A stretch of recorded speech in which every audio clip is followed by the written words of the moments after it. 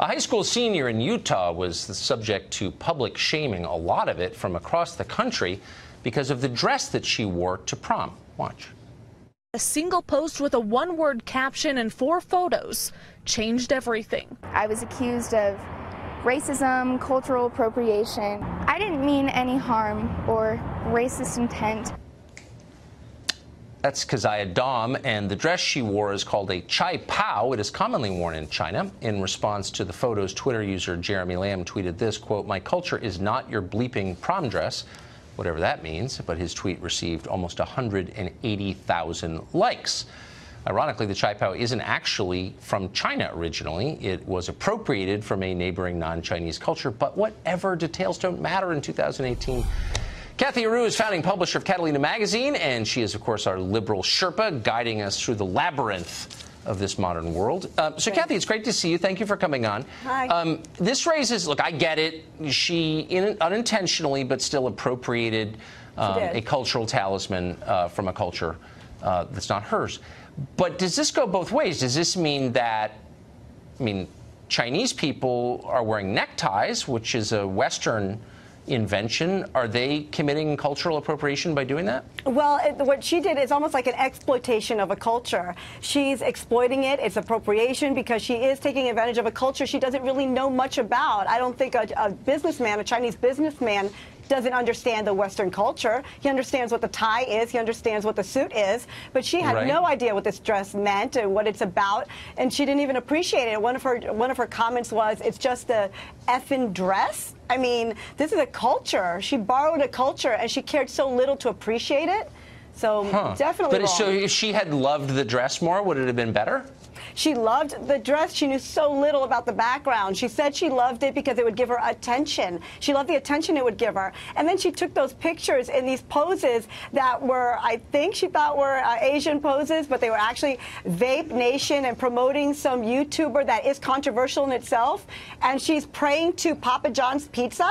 That's what that pose is. So that wasn't a pose that is appreciating a culture. That's a pose mocking a culture and promoting a YouTuber. The Papa John's culture? It's a YouTube. Well, no, she's taking. But what about?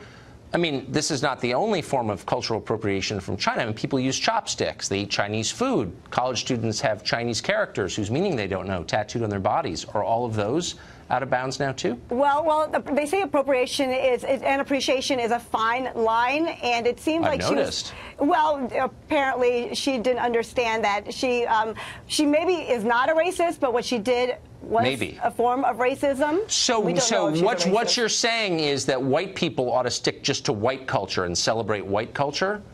No, what I'm saying. Oh, you're not saying that. So what are you saying? I'm getting confused, because I thought you're saying that white people should stay in their lane and just stick with white culture and celebrate their own culture, right? Is that what you're saying? She clearly used this for personal gain. She wanted the attention. She was in the middle of all those photos. She wanted it for personal gain. She put it on Twitter, on Facebook. It was for attention. It wasn't like eating Chinese food and enjoying the deliciousness of Chinese food. People actually wear dresses for attention. That's sort of what they are. So I wonder, though, what about people from other cultures, from Asian cultures, who dye their hair blonde but don't fully understand the culture of blondness? Is that cultural appropriation? I think they understand and they're appreciating it. It's not a majority culture taking advantage of a minority culture. It's not someone dipping into a culture and stealing an element for personal gain.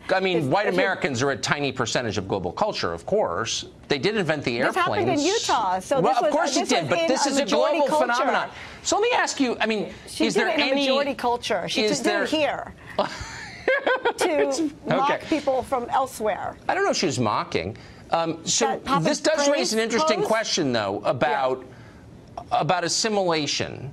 So assimilation, which we've thought for hundreds of years was a good thing, is the process of cultural appropriation. I come in and I take parts of your culture and make them my own. I adopt your culture. Well, we thought that was good, but now the idea is that everyone stays in their own culture, and then, of course, by definition, hates every other culture. There's assimilation and there's appropriation, and she didn't do this to assimilate, to get to know a culture.